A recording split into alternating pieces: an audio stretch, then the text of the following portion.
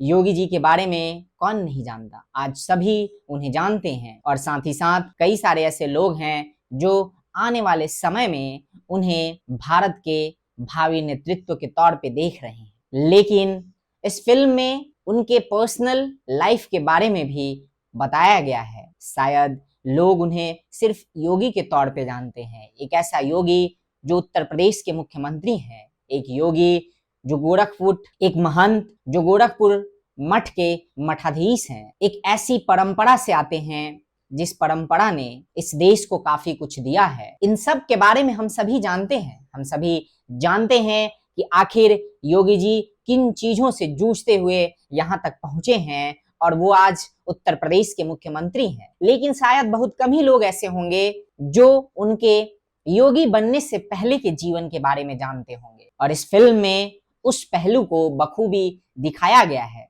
दरअसल ये फिल्म शांतनु गुप्ता के द्वारा लिखी एक किताब जिसका टाइटल है the monk who became chief minister, उसके ऊपर बेस्ड है और उसी से प्रेरणा लेके इस फिल्म को बनाई गई है। दोस्तों, इस फिल्म में कई सारी चीजें दिखाई गई हैं। फिल्म जो है, अगर वैसे फिल्म मेकिंग की बात करें या फिल्म में जिस तरीके से चीजों को दिखाया गया है तो वो आपको काफी पसंद आएगा। और मेरा ऐसा मानना है, चूंकि मैंने फिल्म देखी है, तो मेरा यह मानना है कि हम सबको और जिन लोगों ने भी नहीं देखी है उन सबको यह फिल्म एक बार देखनी चाहिए।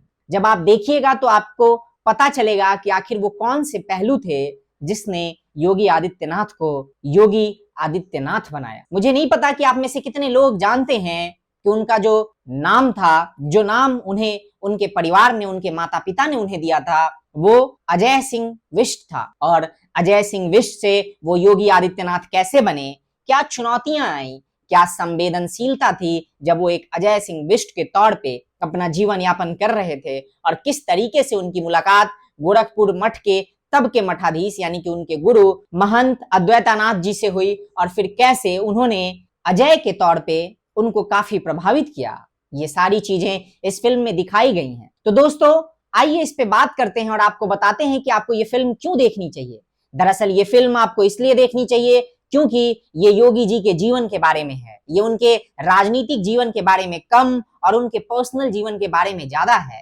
राजनीतिक पहलू सिर्फ आखिरी के आधे घंटे के आसपास आपको देखने को मिलेगा, बाकी 2 घंटे उनके पर्सनल लाइफ के बारे में आपको देखने को मिलेगा कि किस तरीके से उनका जो शुरुआती जीवन था यानी बचपन था वो कैसा बीता, क्या क्या परेशानियां उन्हें झेलनी पड़ी, उनका परिवार जो है वो किस परिवेश से आता है, या क्या कुछ उन्होंने बचपन में देखा सुना, किस तरीके के थे वो बचपन में, शरारती थे, शांत थे। ये सारी चीजें आपको इस मूवी में देखने के बाद पता चलेगी। अगर आप पहली बार इस मूवी के माध्यम से उनके पर्सनल लाइफ्स के बारे में या योगी जी के बारे में जानेंगे तो आपको कई सारी चीजें जो अभी के समय में भी हम देखते हैं योगी जी में, उससे आप कनेक्ट कर पाओगे। तो दोस्तों, सबसे पहले तो बात करते हैं कि आखिर एक फिल्म के तौर पे ये कैसी है। एक फिल्म के तौर पे इसे काफी सही तरीके से बनाया गया है। फिल्म की जो कहानी है, जिस तरीके से फिल्म को दर्शाया गया है और जिस तरीके से इस फिल्म में जो अलग अलग कलाकार हैं उन्होंने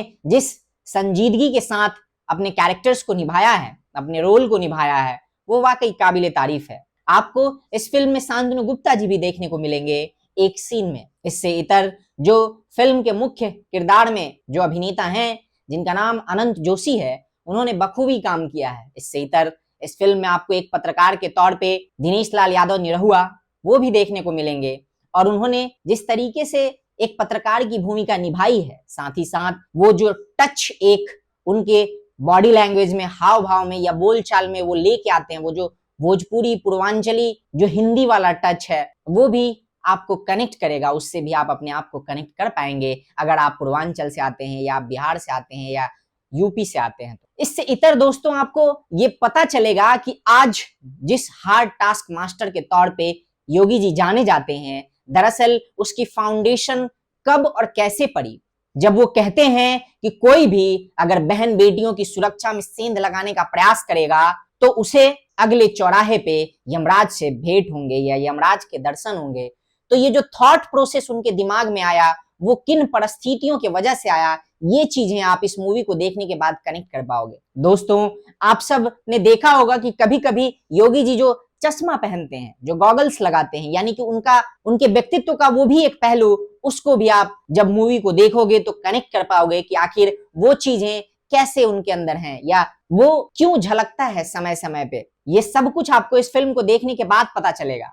जब वो कहते हैं कि महिलाओं का सम्मान और उनके सम्मान में कोई भी सेंध लगाने का प्रयास करेगा, कोई भी ऐसा प्रयास करेगा या इस तरीके की सोच तक रखेगा कि वो बहन बेटियों के सम्मान में सेंध लगा सकता है, तो अगले चौराहे पे उसे यमराज के दर्शन होंगे। ये सारी चीजें आपको इसलिए समझ आएंगी कि वो अभी इस तरीके से क्यों हैं, क्योंकि ये सब कुछ कॉलेज में जो उन्होंने देखा और जिस तरीके से उन्होंने उसको टैकल किया अपने स्टूडेंट लाइफ में, अपने कॉलेज के दिनों में, तब आपको पता चलता है कि आखिर में उसकी फाउंडेशन काफी पहले उनके जीवन में मिल गई थी। वो शुरू से ही ऐसे थे, इतने ही संवेदनशील थे इन चीजों को लेके, इन मुद्दों को लेके, महिला सम्मान को लेके, गलत को नहीं बर्दाश्त करने को लेके, जनता की सेवा को लेके कि किस तरीके से लोगों को वो सारी चीजें मिल सके। दोस्तों, इस फिल्म को देखने के बाद आपको अभी एक चीज और कनेक्ट कर पाओगे आप, वो ये कि हम जो देखते हैं कि योगी जी एक सशक्त प्रशासक हैं, एक ऐसा मुख्यमंत्री, एक ऐसा व्यक्ति जो अपराध और अपराधियों के साथ किसी भी तरीके का टॉलरेंस नहीं रखते, लेकिन उनका जो दूसरा पहलू है वो कहीं दब जाता है, वो कहीं छुप जाता है। और वो दूसरा पहलू ये है कि वो एक सशक्त प्रशासक तो हैं, लेकिन साथ ही साथ वो एक ऐसे नेता भी हैं जिनका अपना एक विजन है, जिनका एक अपना डेवलपमेंट प्लान है, जिनका एक यूपी को लेके एक अपना डेवलपमेंट विजन है, जिसके तहत वो उस पे भी काम कर रहे हैं। तभी तो उनके शासन में ये विजन रखा जाता है, इस बात का लक्ष्य रखा जाता है यूपी सरकार के द्वारा कि वो $1 ट्रिलियन की इकोनॉमी बनेंगे। यूपी $1 ट्रिलियन की इकोनॉमी बनेगी 2029 तक। तभी तो 1 लाख करोड़ से ज्यादा का इन्वेस्टमेंट लेके आते हैं वो यूपी में, इन्वेस्टर समिट कराते हैं हर साल, चाहे यूपी में अलग अलग 4 लेन्स लाना हो, एक्सप्रेसवेज लाना हो, या फिर उत्तर प्रदेश में भारत का सबसे बड़ा इंटरनेशनल एयरपोर्ट बनाना हो, फिल्म सिटी के बारे में सोचना हो, नोएडा को किस तरीके से आईटी और टेक का हब बनाना हो, ये सारी चीजें वो उसी विजन के वजह से लेके आते हैं। और वो सब कुछ उनके पास तब से है जब वो एक विद्यार्थी के तौर पे उन्होंने पहली बार अपने छात्र जीवन में चुनाव लड़ा था। और ये चीज आप इस फिल्म को देखने के बाद कनेक्ट कर पाओगे, तब आपको क्लियर हो पाएगा कि वो शुरू से ही इसी सोच के थे।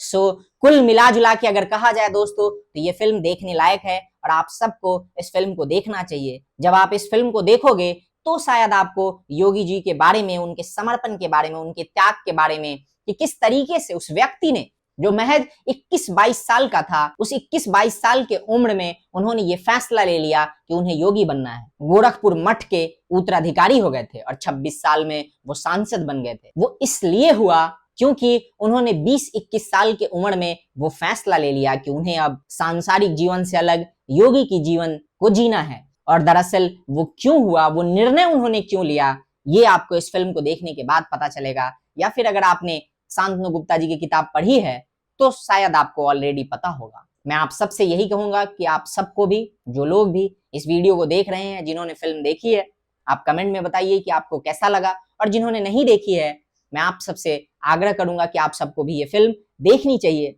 बाकी अभी के लिए बस इतना ही, मिलते हैं अगले वीडियो में। टिल देन, जय हिंद, जय भारत, नमस्कार।